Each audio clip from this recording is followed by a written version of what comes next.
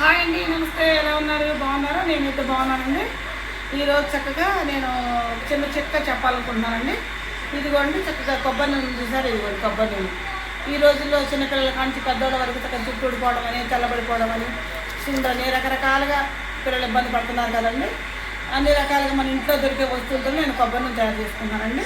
ఇదిగోండి కొబ్బరి నూనె, చక్కగా కాస్తంత కరివేపాకు, కంటికి కూడా మంచిదండి కరివేపాకు. చూసారా మరింత కరివేపాకు, పచ్చడి కరివేపాకు. తర్వాత కలబంద సోపుల్లోనూ ఫేస్కు చక్కగా సబ్బులన్నింటిలోకి ఉపయోగపడుతుంది కలబంద. మెంతులు చక్కగా మెత్తగా స్మూత్గా ఉంటుంది మెంతులు. ఉల్లిపాయలు చక్కగా, ఇదిగోండి మందార పువ్వులు, కరివేపాకు ప్లస్ గోరింతాకు. 3 రకాల మంత్రి సత్యనారాయణ గారు చెప్పే చిట్కాలో చాలా రకాలుగా మందార పువ్వు, కరివేపాకు, గోరింటాకు గురించి ఆయన చాలా రకాల చిట్కాలు చెప్తాను తల గురించి సంబంధించి. ఆయన చిట్కాలని మనం పాటించలేకపోయినా నాకు పరిధిలో ఉన్న వరకు నేను ఈ చిట్కాలు నేను పాటిస్తున్నానండి. ఇది కూడా చక్క మందారాకులు, గోరింటాకు,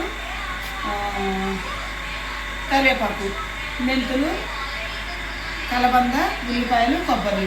చక్కగా ఫస్ట్గా ఏం చేయాలంటే మనం ఇది కూడా ఒక బాండీ తీసుకోవాలండి. ఈ బాండీలో ఫస్ట్గా పువ్వులు వేసేస్తామండి. పువ్వులు, కరివేపాకు, గోరింటాకు వేస్తానండి.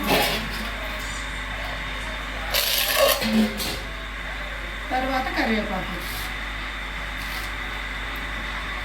చక్కగా ఎంత చేసుకుంటే అంత మంచిదండి కరివేపాకు కూడాను. కాకపోతే ఎక్కువ అయితే మనకు ఆయిల్ తక్కువగా ఉంది కదా, సరిపడ కరివేపాకు వేస్తున్నామండి. కూరల్లో కూడా కరివేపాకు ఎక్కువగా తింటే ఆరోగ్యం మంచిదని చెప్పి నేను అదే చిట్కా ఎక్కువ పాటిస్తానండి. చక్కగా కరివేపాకు, కాసిన ఉల్లిపాయ ముక్కలు.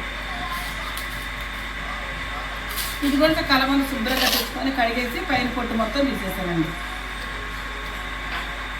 ఇవన్నీ మళ్ళీ మెంతులు.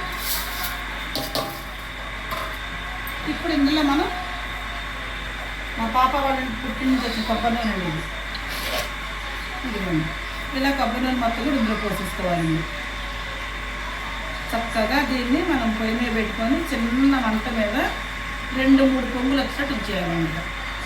అప్పుడు దీన్ని చక్కగా మనం మంచిగా కమ్మటి స్మెల్ కూడా వస్తుందండి మనకు.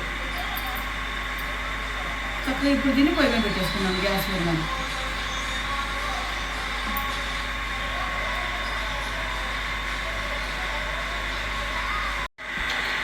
ఇదిగోండి చక్కగా పొయ్యి మీద పెట్టేస్తున్నానండి.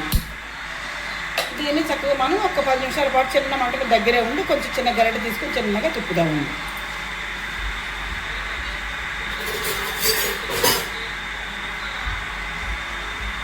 ఇదిగోండి చక్కగా నూనె మొత్తం పోసాం కదండి. ఈ ఉల్లిపాయలోది, కరివేపాకులోది, ఇది మళ్ళీ గోరింటాకు, ఈ మందార పూలు, ఈ మెంతులు అన్నింటిలో రసం అంతా కొబ్బరి నీళ్ళు దిగిపోతాయండి. చక్కగా అన్నీ మరిగేసరికి మంచి స్మెల్తో చక్కటి నూనె మనకు తయారవుద్దండి. ఇదిగోండి చక్కగా మందార పూలు, కరివేపాకు, ఉల్లిపాయ ముక్కలు మంచిగా మరుగుతున్నది నూనెలో. మరీ ఎక్కువగా మరగనీయకూడదండి, సరిపడా మరగ తీసుకొని తీసేయాలండి. మరి ఎర్రడాలు వచ్చిందనుకోండి నూనె మంచిగా మళ్ళీ నల్లగా తలక బాగోదండి. ఇంకొక 2 నిమిషాలు చక్క ఉంచుతాండి, ఎక్కువసేపు వద్దండి. మనసారి ఎట్లా పాప వచ్చిందా పెడితే మేము మాడిపోయిందండి, రాసుకోవద్దు కూడా కాలేదండి ఆ రోజు. ఇదిగోండి చక్కగా నేను ఈ విధంగా తయారు చేసుకున్నానండి. నేను తయారు చేసే విధానం మీకు నచ్చితే నాకు ఒక లైక్ ఇచ్చేయండి. Please subscribe.